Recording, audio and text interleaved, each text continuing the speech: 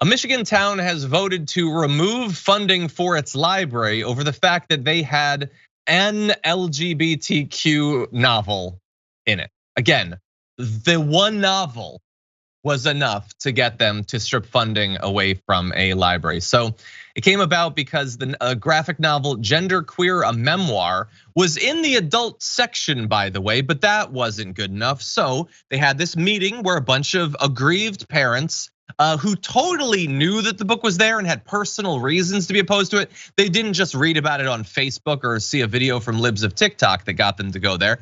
They showed up and complained. So the library decided, okay, there's nothing wrong with this book, but what we're gonna do is we're gonna place it behind the counter so kids can't accidentally see something accepting and tolerant. That wasn't enough. They still stripped away the funding for the library because there was a perfectly normal book behind a counter so kids couldn't read it. Here is Gender Queer, a Memoir, by the way. Obviously, it's the spawn of Beelzebub. Anyway, the vote was 62 to 37%.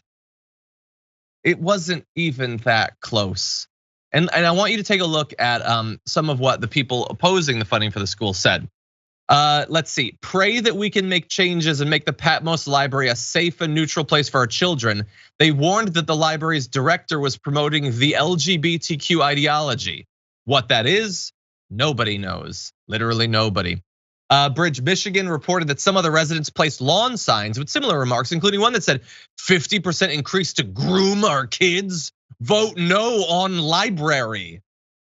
And I love that wording because it's not like vote no on this particular tax bill, vote no on library, vote no on book. Me no like words. Too many book in place, not like it. Me anyway, no read book, me resigned. Judge book by cover. But exactly. Me angry. They did.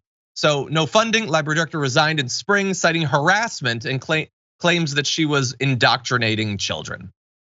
So again, we have been warned by the right that there is a scourge of intolerance and cancel culture and all of that. We aren't tolerant enough. That's why people like Dave Rubin would write books like "Don't Burn This Book."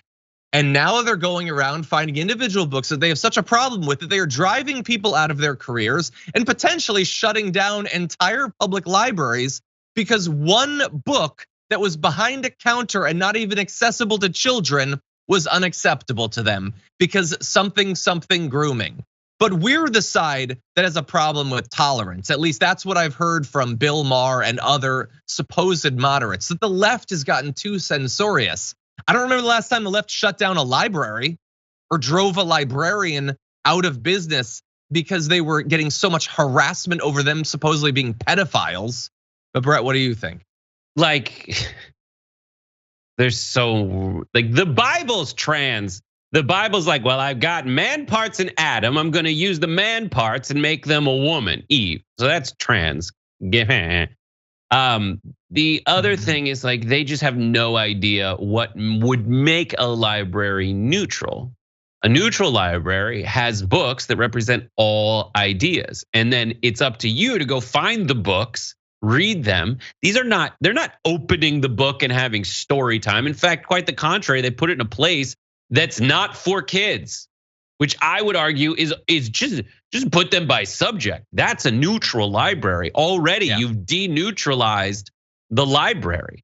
Every argument they make is for censorship. And the right wing is the party of cancel culture. They're canceling you for having freedom to make choices over your own body. They're canceling you for that. They're canceling their own politicians like Liz Cheney for having opinions like maybe we should follow the evidence to see whether a election was stolen. They cancel anyone who says stuff like that. And in this, they're canceling the concept of the library and redefining it as what is essentially a place with only approved propaganda to make you a right winger. And the loudest voices of this, the people pushing the hardest are people like Charlie Kirk from Turning Point USA or Toilet Paper USA, something that is designed to groom kids into being right-wing weirdos.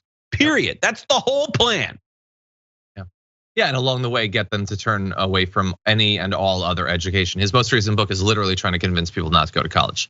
Of course, he will support right-wing politicians that went to Princeton, Yale, and Harvard and all of that. They're great people, they're wealthy people. We should look up to them, but you shouldn't get an education. And you certainly shouldn't be funded by the government in any way, subsidized to get an education. And they're advocating for for-profit schools.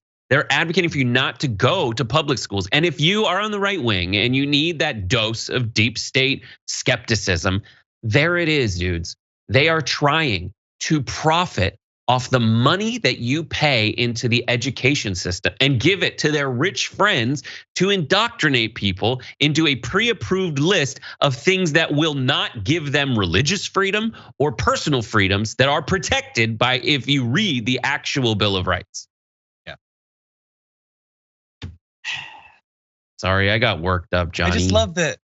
Like they like Dave Rubin. I know I don't like to focus on Dave Rubin because he's the absolute worst, but he literally wrote a book about the left burning books, and he's been oddly quiet. As so, like literally hundreds and hundreds and hundreds of books are being banned in libraries around the country. Libraries are being shut down. Weird that this guy who cared so much about this topic that he would have someone ghostwrite him a book about it suddenly is quiet about it this entire time. Weird.